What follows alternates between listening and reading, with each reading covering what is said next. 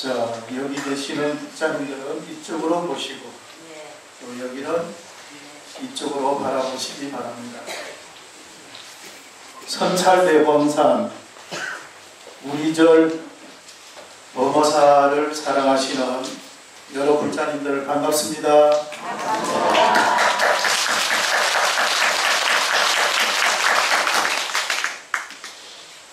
자, 오늘 주제는 자시 미륵 부처님을 주제로 해서 말씀드릴까 합니다. 제가 살고 있는 곳이 미륵사입니다. 그래서 그런 의미도 있고 해서 우리가 미륵 부처님이 어떤 분인지, 미륵보살은 또 어떤 분인지, 이러한 여러 가지를 가지고 오늘 불자님들에게 1시간 동안 미륵보살, 미륵부처님이라고 하는 주제를 가지고 설명을 해보고자 합니다.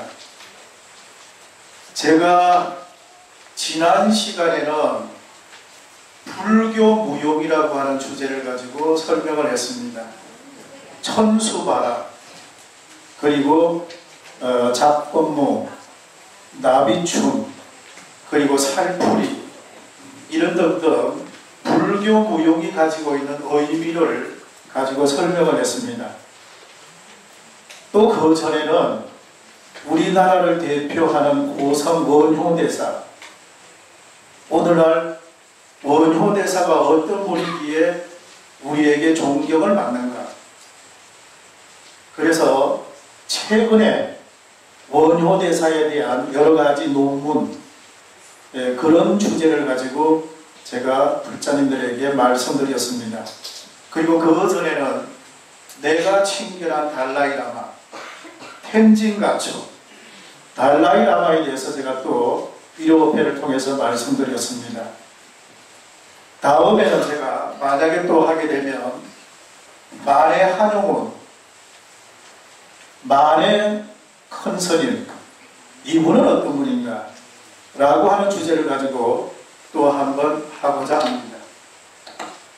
그래서 오늘은 자시 미륵부처님, 미륵보살이라고 하는 이 주제를 가지고 오늘 우리 범어사를 사랑하는 불자님들에게 설명을 해보고자 합니다. 자, 1호업회 해보지를 한번 보겠습니다. 자, 자시 미륵부처님, 미륵 3부격이 있습니다. 미륵 상생격, 미륵 하생격, 미륵 성불격. 미륵 상생격은 우리들이 십선행을 닦아 당신이 계시는 도솔천 내원궁으로 인도해 주시기를 간절히 바라는 경전이고, 하생격은 미륵부처님이 하루빨리 이 땅에 오셔서 무지무명의 중생을 구제하고 구원해 주기를 바라는 경전이고, 성불경은 미륵부처님이 이 세상에 와서 용화수 아래에서 성불하여 용화 3의 설법으로 모든 중생을 구제한다는 내용이다. 자, 여기까지 보겠습니다. 자, 우리가 정토 3부격이 있듯이 미륵 3부격이 있습니다. 미륵 상생경, 미륵 하생경, 미륵 성불경, 요 세 개를 묶어서 미륵 3부격이라고 합니다. 상생경은 우리가 10서럽을 닦는다 이렇게 말합니다. 10가지를 닦아야 된다. 10가지가 뭐냐? 살생하지 마라, 도둑질하지 마라, 사음하지 마라, 마음, 쓸데없는 말을 하지 말라, 속이는 말을 하지 말라, 이간질하지 말라, 욕설스러운 거 하지 말라, 그리고 지나친 욕심을 배제하고 썩내지 않고 어리석지 않고, 이 10가지를 닦은 사람은 죽어서 도솔천에 태어난다 이렇게 말하고 있습니다. 그래서 과거 일제 시기에 여기 우리 범어사에 살았던 경어선사, 경어선사가 이분이 도솔천 내원궁에 태어나기를 발언했습니다. 경허선사의 의록에 그런 게 있습니다. 자, 그래서 미륵 상생경, 미륵 하생경, 미륵 하생경이라고 하는 것은 미륵 부처님께서 이 땅에, 우리가 살고 있는 이 땅에 탄생하시기를 간절히 기도하고 기원하는 것입니다. 그리고 미륵 성불경, 미륵 부처님이 이 땅에 와서 성불하셔가지고 용화수 아래에서, 용화수라고 하는 나무 아래에서 3번 설법을 통해서 우리 모든 중생을 다 구제하고 구원한다, 이렇게 말하고 있습니다. 자, 우리가 미륵 부처님에게 신앙하는 것은 이 미륵 삼부경을 근거로 해서 우리가 미륵 부처님에게 지극하게 우리가 예경하고 있습니다. 자, 그 다음에 또 한번 보겠습니다. 뭐라고 되어 있냐면, 그 다음에 이렇게 되어 있습니다. 미륵 부처님은 56억 7천만 년 후에 이 세상에 오신다고 한다. 이 세상에 와서 용화세계를 건설하고 삼해설법으로 모든 중생을 구제하겠다고 하는 권력을 가지고 있는 분이다. 미륵 부처님은 성씨가 김씨도 아니고 박씨도 아니고 이씨도 아니다. 성이 바로 자씨이다. 오직 자비와 사랑으로 중생을 구제한다는 영혼의 이름이다. 자, 여기까지 보겠습니다. 자, 제가 주제를 자시 미륵 부처님이라고 했습니다. 미륵 부처님은 성이 김씨도 아니고 이씨도 아니고 박씨도 아니고 자비로울 자자를 써서 자기가 내 성은 자시다, 이렇게 말을 합니다. 자시다. 그래서 우리는 미륵 부처님을, 미륵 보살을 자시라고 합니다. 자시. 자시다. 자, 그렇기 때문에 우리 불교의 시작과 끝은 자비와 사랑입니다. 덜머리와 날머리, 시작과 끝은, 불교의 시작과 불교의 끝은 자비와 사랑이다, 이렇게 보시면 됩니다.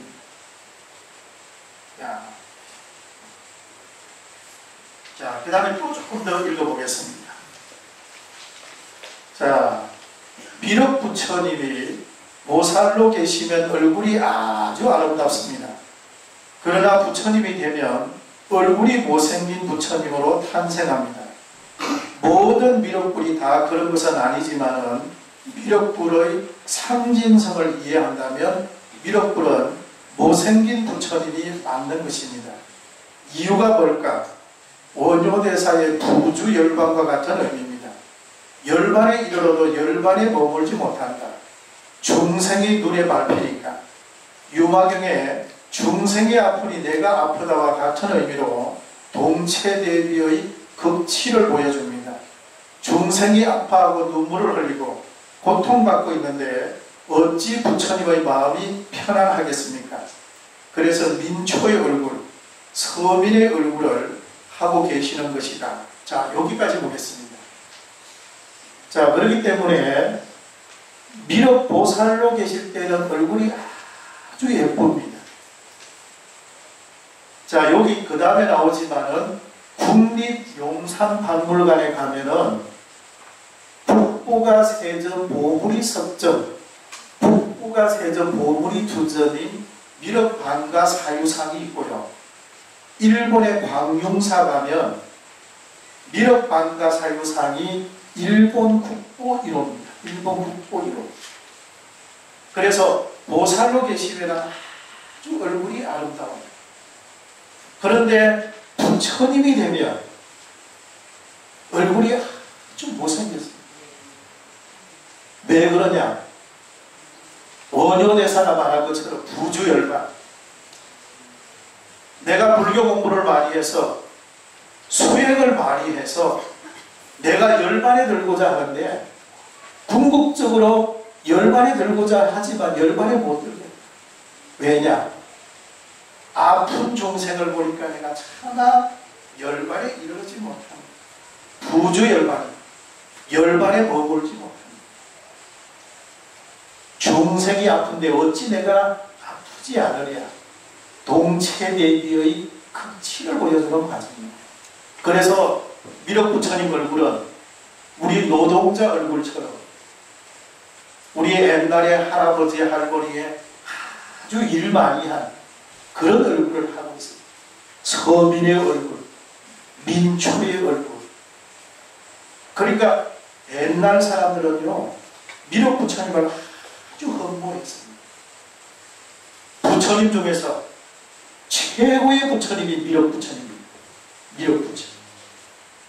미륵부처님이야말로 우리 중생을 구제하는 구원의 부처님, 구제의 부처님. 이렇게 생각했던 겁니다. 그래서 우리나라의 옛날에 궁예 같은 분, 궁예, 장길산이라고 하는 소설, 운주사 천불 천탄. 우리나라가 국가적으로 혼란할 때 민중들은 미륵부처님이 오기를 굉장히 갈망했습니다. 간절히 염원했습니다. 미륵부처님이 이 땅에 오셔서 우리 중생을 구제하고 미륵부처님이 오십니다. 굉장히 염원하고 갈망을 했습니다.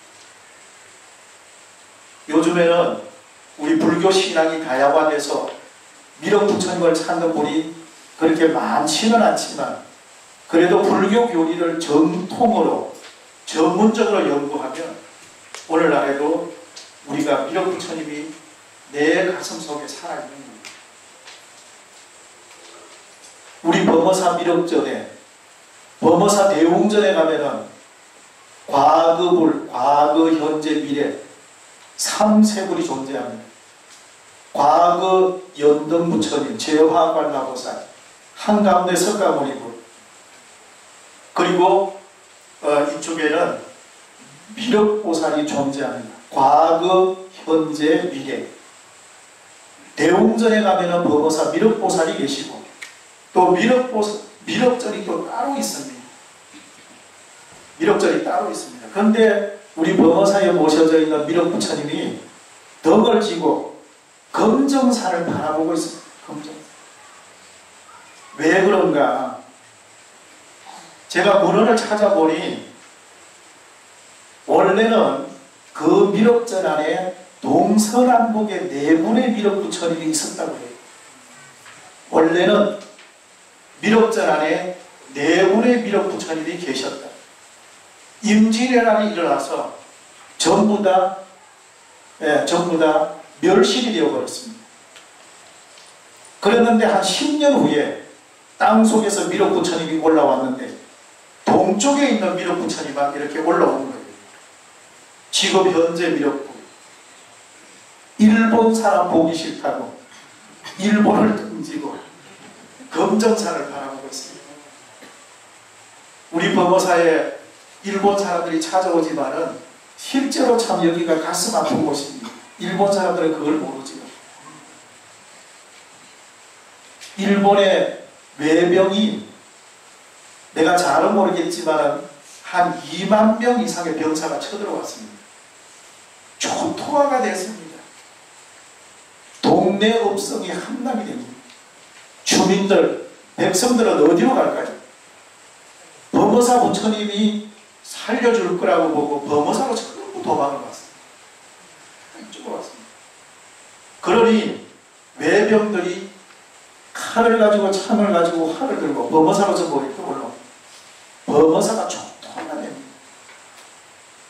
소중한 보물은 외병들이 다 가져가고 법당은 불이 다 타버리게 됩니다.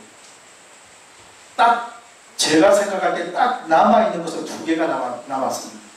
삼청석탑하고 아까 거기 미륵불. 미륵불도 다 멸실이 다 되어버렸습니다. 그래서 우리가 지금 범어사를 생각할 때 임진왜란 전에 있었던 것은 거의 없습니다. 유일하게 지금 삼청석탑하고 미륵부처님만 지금 남아있습니다. 일본 사람 보기 싫다고 등을 돌려서 이렇게 검정산을 바라보고 있습니다. 자, 그래서 어쩌면 우리 법무사가 초창기의 의상대사의 화엄신장 발언으로 해서 그래가지고 우리 법무사가 원래 밀업전이 중심 법당이었습니다. 지금은 일주문을 거쳐가지고 천안문을 해가지고 보제로로 해가지고 대웅전으로 올라가지만은 이것은 임진왜란 이후에 지금 만들어진 도량의 모습입니다. 임진왜란 전에는 밀업전이 중심 법당이었습니다. 그리고 밀업전 앞으로가 바로 원래 우리 법무사의 본 모습입니다. 그래 됐던 것이 임진왜란 후에 이렇게 완전히 사찰이 완전히 새롭게 변형이 왔습니다. 자, 그 다음에 또 한번 읽어보겠습니다. 자, 그 다음에 국립용상박물관에 금동미륵반가 사유상이 5개가 있다. 국보가 3점이고 보물이 2점이다. 미륵보살이 아직 부처님 되기 전에 사유하고 있는 모습이다. 오른발을 왼쪽 발 무릎 위에 올려놓고 오른손은 크게 된 채 생각에 잠겨 있다. 그리고 입가에 잔잔한 미소가 흐른다. 56억 7천만 년 후에 우리들이 살고 있는 이 세상에 와서 생각이 각기 다양한 중생을 어떻게 구제하고 구원할까? 사유하고 있는 미륵반가 사유상이다. 미륵반가 사유상 앞에는 긴 의자가 놓여있다. 의자에 앉아서 미륵보살이 왜 사유하고 있는지를 생각해 보라는 것이다.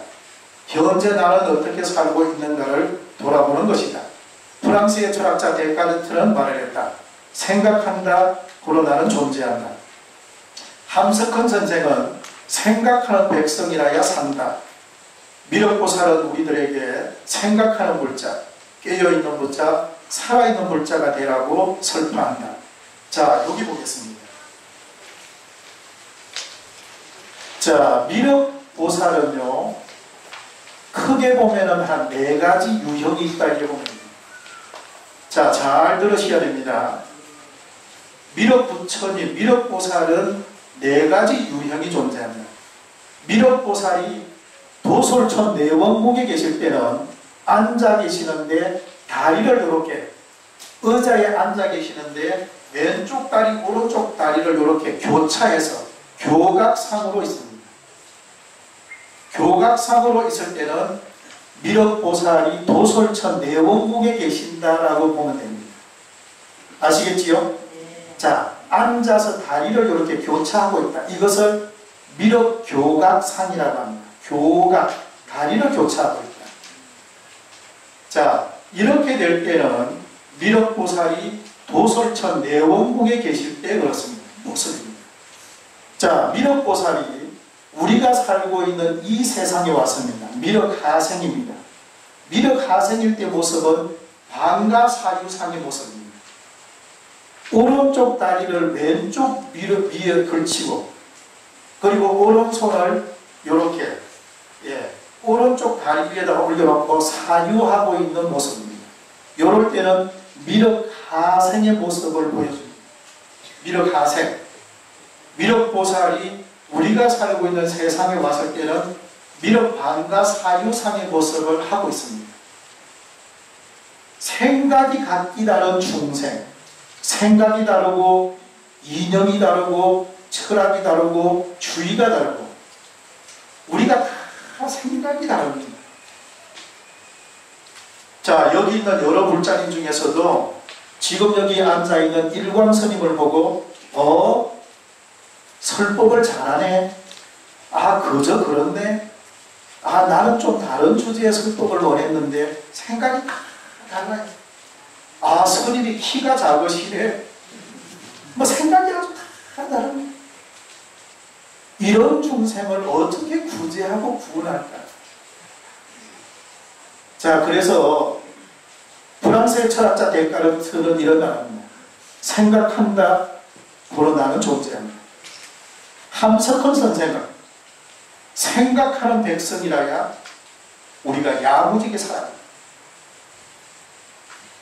미륵부처님과 미륵보살은 우리들에게 생각하는 물자, 깨어있는 물자, 살아있는 물자예요.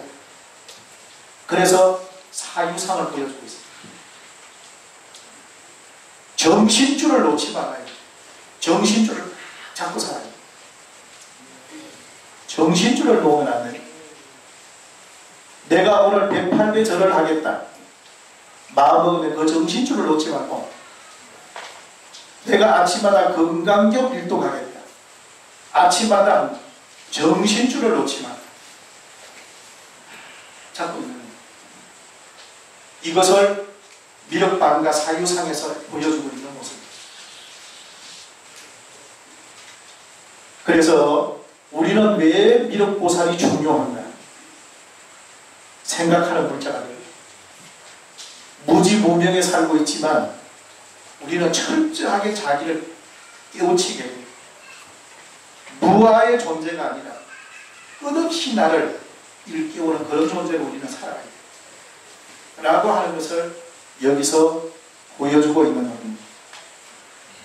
그리고 나서 보통 부처님은 자불로 앉아 계시는데 대개의 미륵부처님은 서 계시는 입불이 많습니다. 자불이 아니고 행불입니다. 행불. 그래서 행불이기 때문에 행동하고 행위하는 부처님이 바로 미륵불이기 때문에 옛날부터 지금까지 많은 중생은 미륵부처님이 이 세상에 오시기를 간절히 기도하고 기원했습니다. 자, 그 다음에 또 보겠습니다. 통도사에 가면은 관음전, 용화전, 대광명전 이렇게 세 개의 정각이 나란히 있습니다. 관음전에는 관세음 보살이 주불이고, 용화전에는 미륵부처님이 본전불이고, 그리고 제일 뒤에는 대광명전, 비로자나 부처님이 중앙에 모셔져 있습니다. 이곳 세 개의 정각은 불교가 무엇을 가르치는 종교다 라고 하는 것을 극명하게 보여줍니다. 관음전은 자비와 사랑을, 용화전은 다음 세상도 역시 자비와 사랑을, 대광명전은 일심청정을 가르치고 있습니다. 요약하면 마음이 맑고 청정하고 깨끗한 가운데 사랑을 실천하라는 것입니다. 마치 원효대사의 기일심은 요익중생입니다. 그리고 덜머리와 날머리가 모두 자비와 사랑을 말합니다. 자, 여기까지 보겠습니다. 우리가 말이지요, 통도사에 가면 관음전, 뒤에 용화전, 뒤에 대광명전 세 개의 정각이 일직선으로 나란히 이렇게 있습니다. 자, 관세음보살은 자비와 사랑을 상징합니다. 자, 제가 지난번에 BTN 불교 텔레비전에서 천수경을 통해서 관세음보살이라고 하는 이 위대한 보살을 제가 16번 강의를 했습니다. 16회. 유튜브에 들어가서 일광스님 치면 제 강의한 게 쭉 뜹니다. 위대한 관세음보살. 관세음보살이 어떤 분인지 제가 16회를 강의를 했어요. 자, 통도사 관음전에 가면 관세음보살이 자비와 사랑을 상징하고 앉아 계십니다. 중생이 와서 자기에게 당신에게 절을 하고 예경하고 기도하면 관세음보살은 외면하지 않는다. 절대 외면하지 않는다. 그리고 그 뒤에 가면 용화전이 있습니다. 용화전은 주불이 누구냐? 미륵부처님입니다. 미륵부처님, 미륵보살, 미륵부처님이 계시는 곳을 용화전, 미륵전, 자시전이라 합니다. 따라해봅니다. 용화전, 미륵전, 자시전. 예, 이렇게 정각은 하나인데 이름은 세 개를 붙입니다. 용화전이라 하기도 하고, 자시전이라 하기도 하고, 미륵전이라 하기도 합니다. 그래서 용화사전이 있으면 아, 미륵부처님을 모셨구나, 이렇게 보면 됩니다. 용화전, 자시전, 미륵전입니다. 자, 그래서 통도사 용화전에 가면은 미륵부처님을 본존불로 모십니다. 그리고 그 앞에 보면은 농발탑이 하나 있어요. 스님들이 공양하는 돌로 만들어진 석물, 돌로 만들어진 큰 바루가 하나 앞에 있습니다. 그 바루가 뭐냐?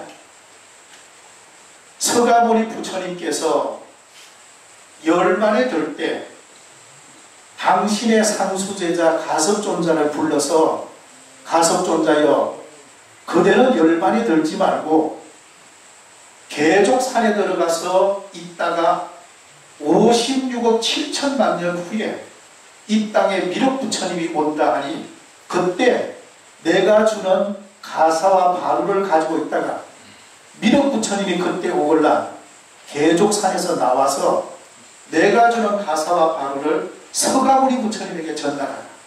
이렇게 엄명을 내립니다. 그래서 가섭존자가 서가모니 부처님이 주시는 가사와 바루를 들고 계족산에 들어가서 미륵부처님이 오시기를 지금 기다리고 있습니다. 그런데 통도사 용화전 앞에 그 봉발탑이 뭐냐면 가섭존자가 미륵부처님 앞에서 56억 7천만 년 후에 오시지 말고 빨리 오시라고 기다리고 있는 가사와 바루를 들고 미륵부처님 앞에서 완전히 기다리고 있는 모습입니다. 그걸 상징적으로 바루 하나 들고 바루를 그 앞에 딱하니 모시는 거예요. 자, 그래서 현재 우리가 관세음보살 기도하는데 자비와 사랑이 상징인 관세음보살님의 자비와 사랑, 그리고 미륵부처님 마이뜨리야, 미륵부처님도 56억 7천만 년 후에 와서 우리들에게 역시 불교는 자비와 사랑이다 라고 하는 메시지를 전하기 위해서 그리고 있습니다. 그래서 불교는 처음과 끝이 모두가 다 자비와 사랑을 상징하는 종교입니다. 자비와 사랑. 그리고 그 뒤에 대광명절은 비로자나 부처님이 계시는데 우리 마음이 일심으로 청정해야 합니다. 일심 청정을 말하고 있습니다.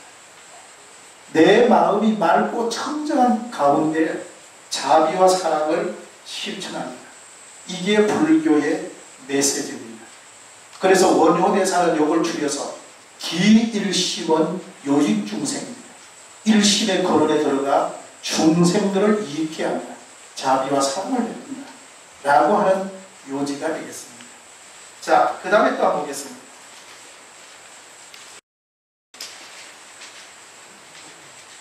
자, 미륵보살에 관한 이야기입니다. 인도의 무착스님이 미륵보살의 진신을 친견하기 위해서 12년 동안이나 수행정진을 했습니다. 그러나 저 마음 깊은 곳에 탐진치 삼독이 치성하고 아직 애착과 소유욕에 침묵되어 있어 미륵보살을 쉽게 친견하지 못하고 있었다. 어느 날 길을 가던 무착은 다 죽어가는 개에게 달라붙어 살을 깔아먹고 있는 벌레들의 모습을 보게 되었다.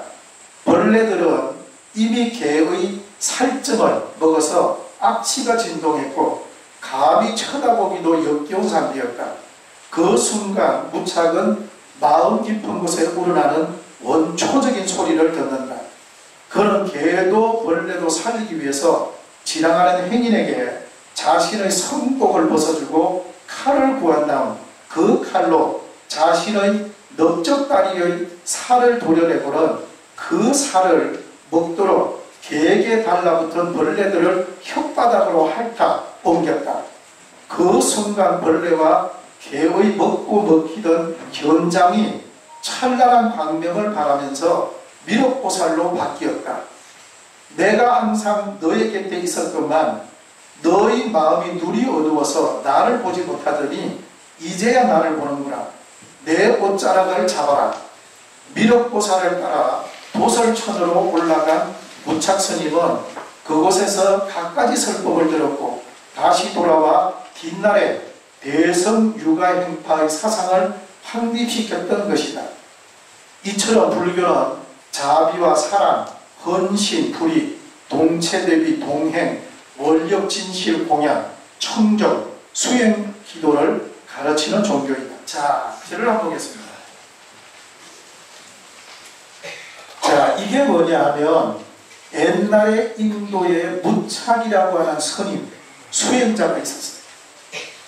무착이라고 하는 이 스님은 일생을 미륵보살, 미륵부처님 친견하는 것이 당시 원이었습니다. 내가 미륵부처님 한번 친견하고 위대한 미륵보살을 친견하는 것이 당시 원이었습니다. 자, 그랬는데 속 깊은 곳에 탐진치 삼독이 있어서 아직도 소유욕을 떨쳐버리지 못하고 있는 가운데 어느 날 길을 가는데 개가 한 마리 쓰러져 누워 있습니다. 그런데 개에 보니까 다리 살점이 떨어져 나가고 여러 벌레들이 달라붙어 가지고 그 개의 살점을 이렇게 깔아먹고 있는 겁니다. 이것을 보는 순간 이 무착이라고 하는 스님 마음 깊은 곳에서 우러납니다. 우러나서 지나가는 행인에게 자기 옷을 벗어주고 그리고 칼을 구한 다음에 자기 허벅지 살을 도려내 가지고 갖다 놓고 개 허벅지에 달라붙어 있는 그 여러 벌레들을 혓바닥으로 핥아서 자기 살적 위에다가 갖다 놓습니다. 자, 그랬더니만은 그 현장이 찬란하게 광명을 말하면서 미륵보살이 나타납니다. 내가 항상 너 곁에 있었다. 내가 항상 너 곁에 있었는데 너가 탐진치 삼독이 치석해서 나의 진면목을 보지 못하더니 오늘에야 네가 나의 진면목을 알아보는구나. 이렇게 말을 해요. 자, 이게 중요합니다. 우리 모두에게, 나를 비롯해서 우리 불자 모두에게는 항상 관세음보살이나 부처님이나 미륵보살이 항상 옆에 있어요. 왜 못 보냐? 우리는 탐진치 삼독이 너무 치성해서 미륵부처님, 미륵보살, 관세음보살을 우리는 친견합니다. 위대한 소설가 톨스토이가 말합니다. 사랑이 있는 곳에 신이 존재합니다. 미륵부처님은 어디에 있나? 내가 사랑을 실천할 때 미륵부처님은 옆에 있다 이래 말합니다. 내가 내 가족을 사랑할 때, 내 이웃을 사랑할 때, 우리 사회를, 우리 국가를 사랑할 때 미륵부처님은 내 곁에 나타납니다. 사랑이 있는 곳에 부처님이나 보살은 존재합니다. 이게 아주 중요한 부분입니다.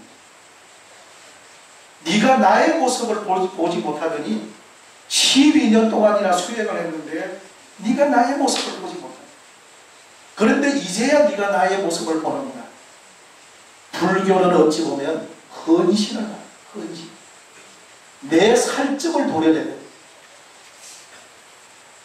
내가 손해볼 때, 내가 어떤 사람으로부터 고통을 느낄 때, 이웃사랑을 실천할 때 미륵부처님은 나에게 다가옵니다. 관세음보살은 나에게 다가옵니다.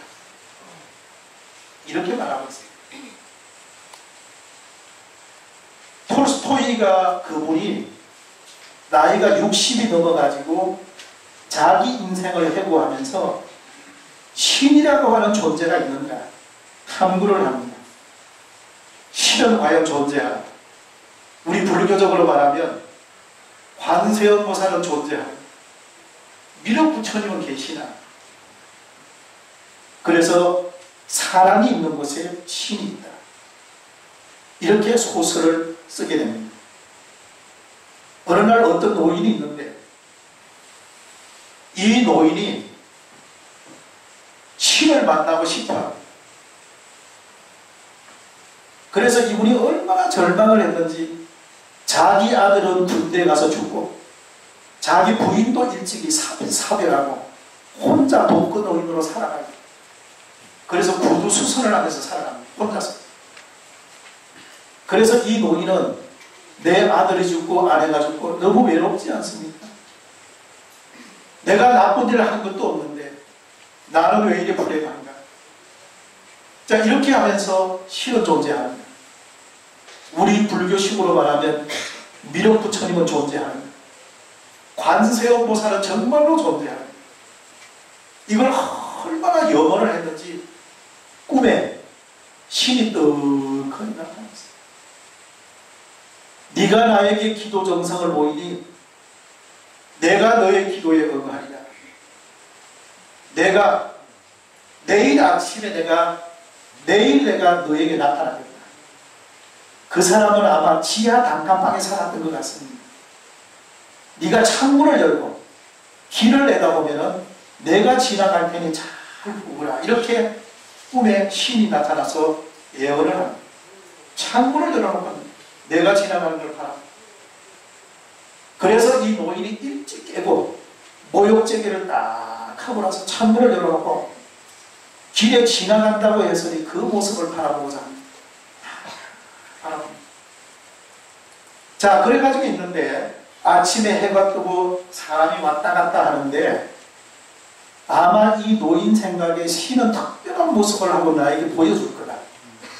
이렇게 생각하고 눈을 크게 뜨고는 바라봅니다. 자, 그렇게 바라보는데 아침 한 8시, 9시가 됐는데 어떤 아주머니가 아기를 하나 데리고 그래가 길을 가다가 자기 창문 옆에 쪼그리고 앉아가지고 배가 고프다. 창문을 열어놓고 보니 차마 그 소리가 들리는데 마음이 아픈 거예요. 자기가 아침에 먹으려고 했던 우유를 가지고 가서 그 아줌마하고 아이에게 줍니다.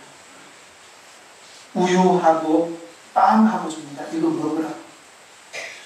그러니까 이 아주머니가 고맙다고 하면서 우유빵을 그 자리에서 먹고 사라집니다. 그리고 한참을 봅니다. 봐도 사람만 왔다 갔다 하지 신의 존재는 보이지 않습니다. 점심이 되고 오후가 돼가지고 가는데 어떤 아주머니가 사과를 팔고 남아있는 사과를 가지고 집으로 이제 가고 있습니다. 아이들이 배가 굶주려서 배가 고파서 아주머니가 끌고 가는 수레 뒤에 따라가서 그 사과를 몇 개 훔쳐가지고 도망을 가는데 아주머니가 화가 나가지고 아이들을 쫓아갑니다. 잡아가지고 막 두들겨 팹니다. 이럴 때 이 노인이 그걸 보는 순간에 마음이 아파서 또 나가서 아이들을 때리지 말라고 그 사과값을 지불합니다. 그리고 돌아옵니다. 그리고 드디어 날은 어두워졌습니다. 노인이 생각합니다. 분명히 신이라는 존재가 내일 내가 길을 갈 테니까 창문을 열고 보라 했는데 나는 오늘 무슨 일이 있었나? 여기서 노인은 다 깨닫습니다. 아, 사랑이 있는 곳에 신이 존재한다. 이걸 깨달아. 이걸 깨달아. 그래서 우리 불자님들은, 우리 불교를 사랑하는 불자님들은 불교가 뭐냐? 휴머니즘을 가지고 있는 사람입니다. 내 가족을 사랑하고 내가 희생을 하는 겁니다. 희생을 하는. 무한히 그냥 희생을 하는 거예요. 내가 이 생을 한번 태어나지 않았다 이렇게 생각하면 돼요. 나는 이 생에 태어나지 않았다. 무악. 나는 존재하지 않는다. 영구말 때는 영구 없다. 나는 존재하지 않는다. 이런 생각하고 내 금생에 내 희생을 하면 그분이 바로 불교를 제대로 이해하는 사람.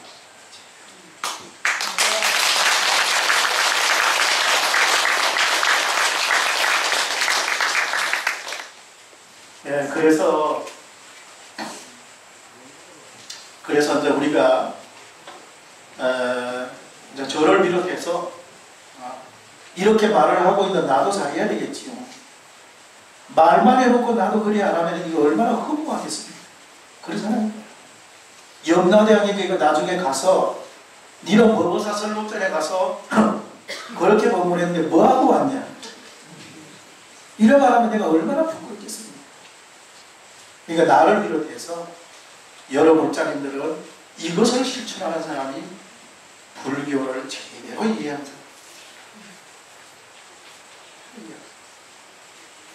우리는 만약에 금생에 못하면 다음 생, 세세생생에 우리는 이것을 하고자 노력하는 겁니다. 그래서 우리가 불이물이 둘이 아니다. 동체대입니다. 그대가 아프면 내가 아프다. 이것을 우리가 진짜로 체득해야 돼. 진짜로. 그래서 우리가 이 관세음 보살이나 미륵 보살이 우리에게 던져주는 메시지, 이런 메시지가 있다라고 하는 것을 불자님들은 아시기 바랍니다. 자, 그 다음에 또 보겠습니다. 일본의 국보 이르는 교토 강용사에 모셔진 미륵방가 사유상이다. 원래 이 불상은 우리나라에서 건너간 신라계 도래인 진화성, 경북 울진에 살고 있는 사람들이 불상을 만들었다고 전해진다. 미륵방가 사유상이 얼마나 아름다우면 어느 젊은 청년이 이 사유상을 보다가 불상의 매력에 이끌려 불상으로 다가가 손가락을 만지다가 손가락이 부서지는 일이 발생했다. 그래서 보살상의 재질이 적송이라고 하는 것을 알게 되었다. 독일의 철학자 칼 야스프스가 이렇게 말했다. 사람이 만든 모든 예술품은 인간의 재치가 남아있다. 그러나 미륵방가 사유상이야말로 인간의 재치가 없는 완벽한 불상이다. 이렇게 극찬을 했다. 일본의 유명한 학자 야나기 무네요시라고 하는 분은 그의 저서 조선의 예술이라고 하는 책에서 일본의 모든 국보는 모두 한국의 국보이다. 이렇게 말을 했고, 초기 일본은 백제와 고구려 그리고 신라의 선진 문물을 받아들여 국가의 문화적 기반을 세웠다. 미륵방가 사유상은 부처님이 식달했다 태자 시절 인생의 약육강식과 생로병사의 무상을 느끼고 고뇌하는 태자 사유형에서 유래된 것이다. 유래된 것이나 불교 교리의 발달에 따라 부처님의 열반 후 인간 세상에 나타나 한 사람도 빠짐없이 중생을 깨달음의 경지로 인도하겠다는 미륵불의 신앙으로 발전하게 된 것이다. 자, 여기까지 보겠습니다. 자, 일본의 광룡사. 네, 일본의 광룡사 제가 한 3번 정도 가봤습니다. 네, 일본에 가면은 교토 나라 오사카 최고의 불교 문화재가 있는 곳입니다. 자, 우리나라 용산국립박물관에도 가면 다른 곳에는 의자가 없어요. 그런데 유일하게 미륵방가 사유상이 있는 국보 부처님 앞에 긴 의자가 있습니다. 딱 앉아가지고 미륵보살이 사유하는 것을 아마 관찰하라고 보는 것 같습니다. 일본에도 마찬가지입니다. 광룡사 미륵방가 사유상 앞에 의자가 여러 개가 있습니다. 거기에 앉아가지고 미륵보살을 사유하고 있는 미륵보살을 가만히 보는 겁니다. 그리고 궁극적으로 나를 돌이켜보는 겁니다. 나는 지금 어디까지 살고 있나? 내 중간 점검을 하고 이렇게 보는 겁니다. 나는 누구인가? 내 존재가 무엇인가? 나는 인생을 잘 살아가고 있는가? 지금 부처님 말씀대로 나는 좀 살아가고 있는가?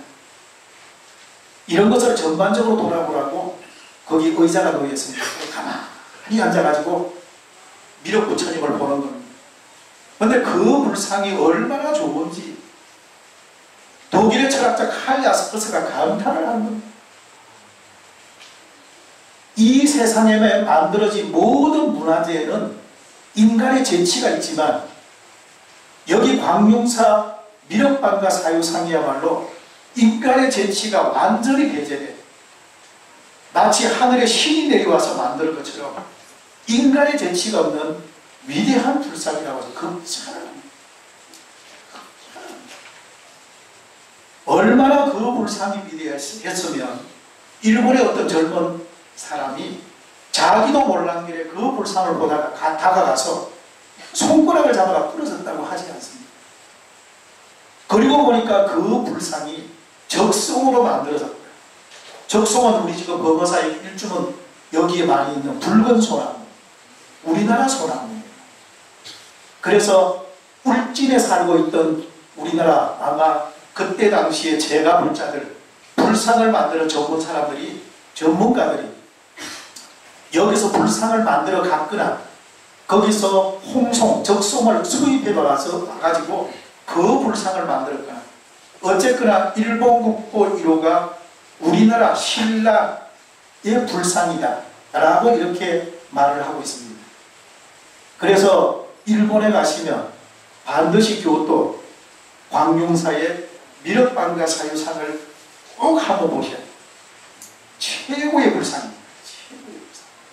그 불상 보는 재미가 좋습니다. 자, 그 다음에 또 보겠습니다. 자, 금세기 최고의 역사학자였던 아놀드 토인비가 20세기에 일어난 사건 중에 최고의 사건은 불교가 서양에 전래된 것이다 라고 이렇게 했으며, 위대한 과학자 알버트 아인슈타인은 미래의 종교는 우주적 종교가 되어야 된다. 그동안 종교는 자연세계를 부정해왔다. 그 모두가 절대자가 만든 것이라고만 해왔다. 그러나 앞으로의 종교는 자연세계와 영적인 세계를 똑같이 존중한다는 생각에 기반을 둬야 한다.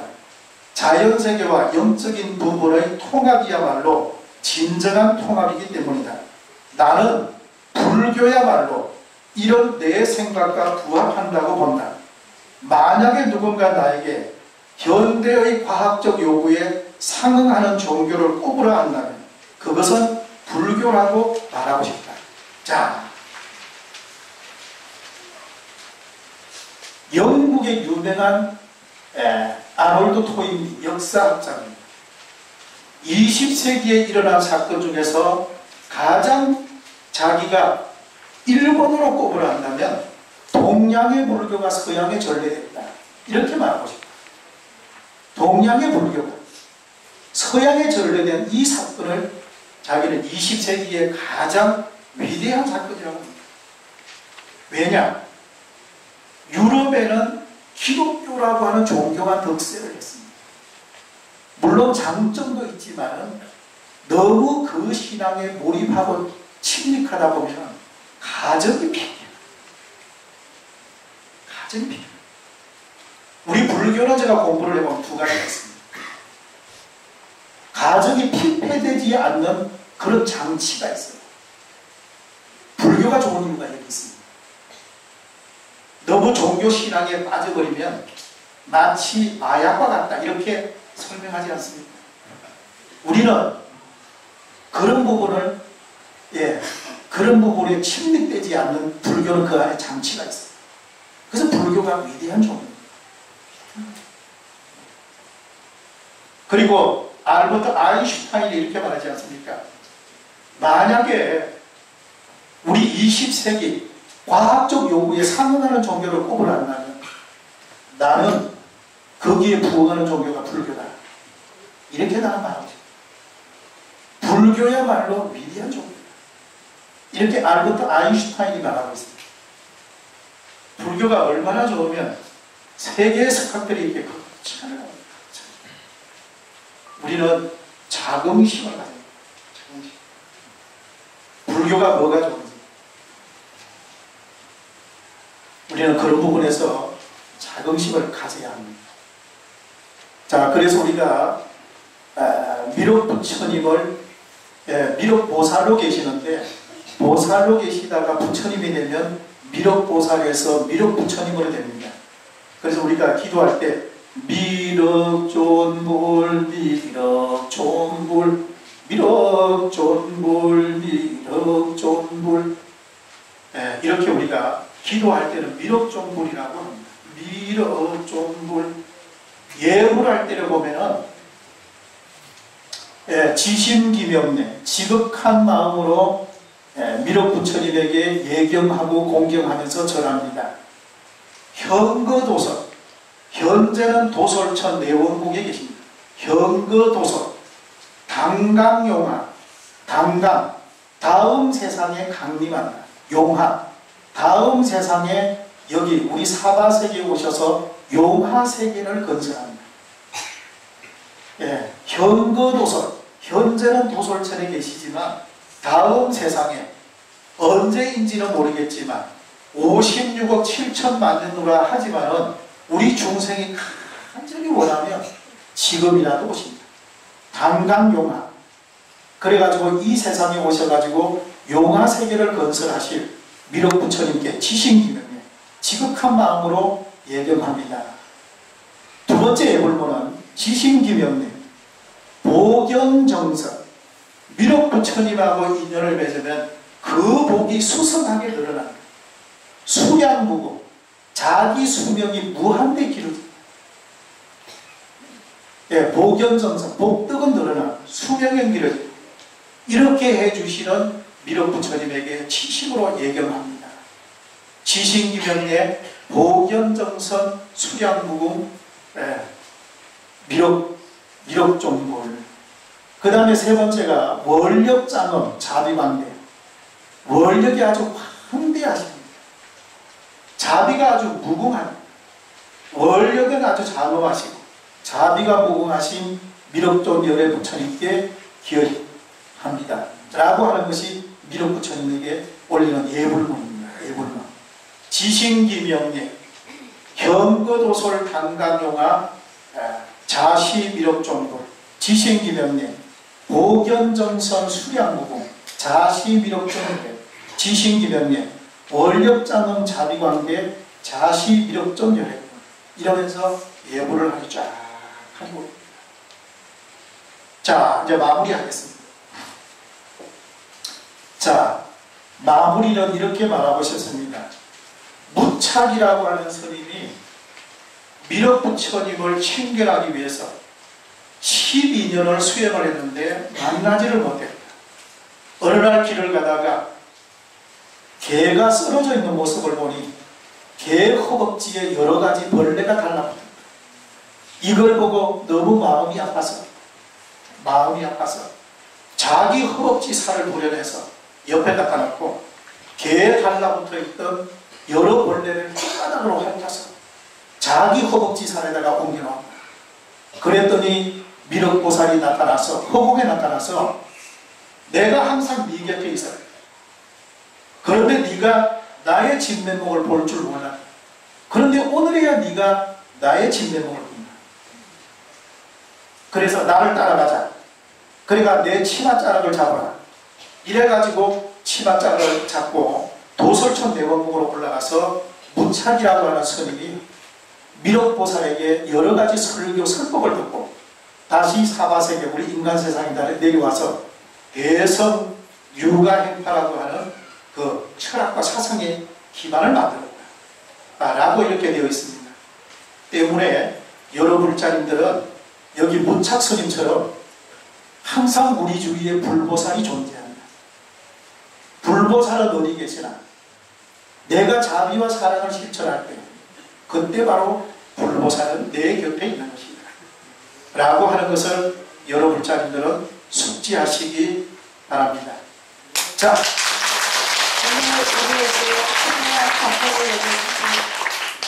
자, 마무리 조금 한 말씀 더 하고 마치겠습니다.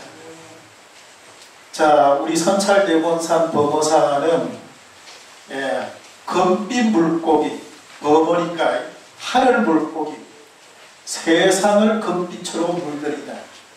이게 우리 금정산 범어사가 주는 의미입니다. 범어, 하늘 물고기, 세상을 금빛으로 물들이다. 선찰대본산 범어사, 마음의 본질을 궁구하는 사찰. 통도사가 불지종가, 해인사가 법보종찰, 송강사가 성보종찰. 네 번째, 선찰대본산 범어사, 마음의 본질을 궁구하는 사찰.